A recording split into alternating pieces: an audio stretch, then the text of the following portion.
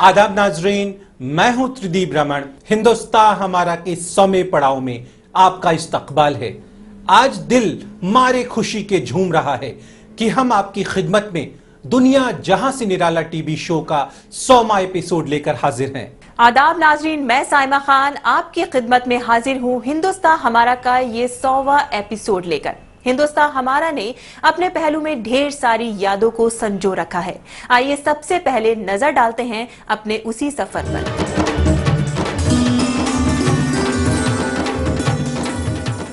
मुसलमान इस मुल्क में इस ऊंचाई पे पहुंचे कि वो मुल्क को देने वाला बने, मुल्क से कुछ ना पूछे, मुल्क को कुछ दे।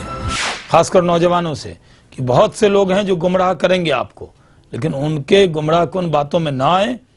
ये मुल्क आपका है, आप इस मुल्क के हैं, इस मुल्क की तरक्की होगी तो आपकी तरक्की होगी।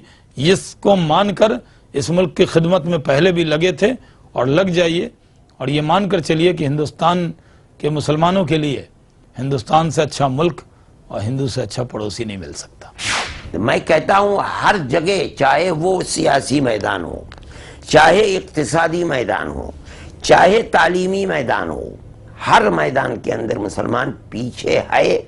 ये तशरीह गलत है।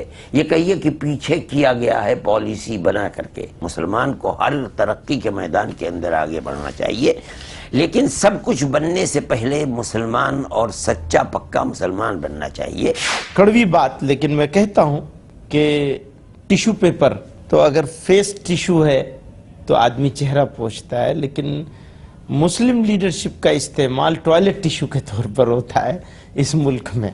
मेरी जिंदगी में सियासत का मकसद है कि मुसलमान ये सोच ले कि वो अपना हिस्सा छीन के रहेगा, बल्कि जो भी हिंदू सेकुलर है उसको ये एहसास बराबर दिलाए कि ये मुल्क अकेला तुम्हारा नहीं है। एजुकेशन अगर ये हो जाए तो कोई पीछे नहीं है। मैं तो एजुकेशन को इतना इम्पोर्टेंट समझता हूँ कि बच्चों को यहाँ सड़क पे बिठा के पढ़ाना शुरू कर दीजिए।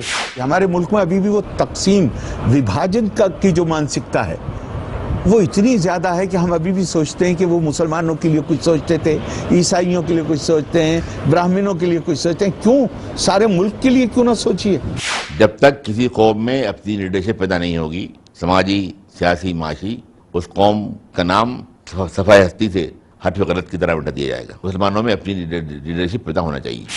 मर्द जो है उसको अल्लाह ने आशिक बनाया, और कोई आशिक अपनी माशूका, अपनी महबूबा का दिल नहीं तोड़ सकता। खिलाफ मंजिले जाना कदम उठे ही नहीं, जुनून इश्क बड़ा बाशऊर होता।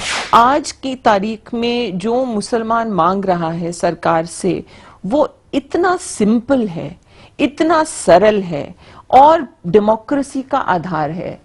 मुस्लिम कह रहा है कि हमें चाहिए पूरी सिटीजनशिप। इंडिया जितनी आगे बढ़ेगी, इंडिया का जितना हिंदुस्तान का नाम होगा पूरे वर्ल्ड में, तो मैं समझता हूँ कि हर इंसान हिंदुस्तानी को इससे ज़्यादा कोई खुशी मैं नहीं समझता हूँ कि होगी। गुर्बत की वजह से, पावर्टी की वजह से कोई मुसलमान या हिंदू या कोई बच्चा रह ना सक जाए, तालीम से ना रह जाए, मेरिटोरियस। कहना अफसोस के साथ पड़ता है कि एक शायर ने कहा था, क्या होगा भला तुमको ये बात गवारा भी, जब छीन लिए जाए जीने का सहारा भी। तो आज यही हो रहा है। ये चीज़ें जो कुछ भी आज पूरे हिंदुस्तान में मुसलमान बच्चों को यहाँ से गिरफ्तार करो, वहाँ से गिरफ्तार करो, वो करो, वो करो। अब उसमें हकीकत कितना है वो तो अल्लाह जानता है। 90% केसों में लोग छुट के आते हैं, उनकी ज़िंदगी 10 साल की बर्बाद हो जाती है, किसी की 20 साल की, और उसके बाद गवर्नमेंट एक दिन कह देती है कि एविडेंस नहीं मिला इसलिए हमने इनको छोड़ दिया। सबसे बड़ा क्रिटिसिज्म ये हो रहा है कि जहाँ ज़रूरत है, जहाँ गरीब मुस्लिम है, वहाँ तक वो योजना नहीं पहुँच रही। एक गोपाल सिंह रिपोर्ट आई, और अब कुछ साल पहले सच्चर कमीशन की रिपोर्ट आई। अगर आप दोनों रिपोर्ट का मुकाबला कर लें तो आपको लगेगा कि 82 से लेकर आज तक 2004 तक या 3 तक कोई परिवर्तन नहीं हुआ। मुसलमानों की हालत जो है वो बद से बदतर होती चली गई है। जो कौम ने इस मुल्क में राज किया 800 साल, वो आज इस हालत में पहुंच गई। क्यों? किस वजह से? पसमानदगी आती है, तालीम की कमी और हौसला नहीं रहना। तो मैं समझती हूँ कि अब मुसलमानों को आगे बढ़ना चाहिए, तालीम हासिल करना चाहिए और मुल्क की जो मेन धारा है उसमें शामिल होना चाहिए। ये मुल्क आपका उतना ही है जितना गैर मुस्लिम लोगों का है। कोई भी आंदोलन या कोई भी आवाज़ सरकारों के खिलाफ उठनी चाहिए, व्यवस्था के खिलाफ उठना चाहिए, लोकतंत्र के खिलाफ नहीं होनी चाहिए। तूफानों से आंख मिलाओ, सैलाबों पर वार करो, मल्लाहों का चक्कर छोड़ो, तैर के दरिया पार करो। तालीम आज इसके लिए तो पहले तो खुद जमींदार है मुस्लिम कम्युनिटी, दूसरा है ये गरीबी। अब वक्त हो चला है एक छोटे से ब्रेक का, पर आप कहीं जाइएगा नहीं, क्योंकि ब्रेक से वापस लौटने के तुरंत बाद हम पेश करेंगे किरदार और आपको रूबरू कराएंगे हिंदी फिल्मों के ऐसे अहम मुस्लिम किरदारों से जिसने हिंदी सिनेमा की दशा और दिशा बदल दी है। आप वक्त की धड़कनों को यूं ही संभाल कर रखिएगा, हम लौट कर आते हैं पल दो पल में। आज हम उन मुस्लिम किरदारों की बात कर रहे हैं जिन्हें हिंदी सिनेमा शायद ही कभी भुला पाए।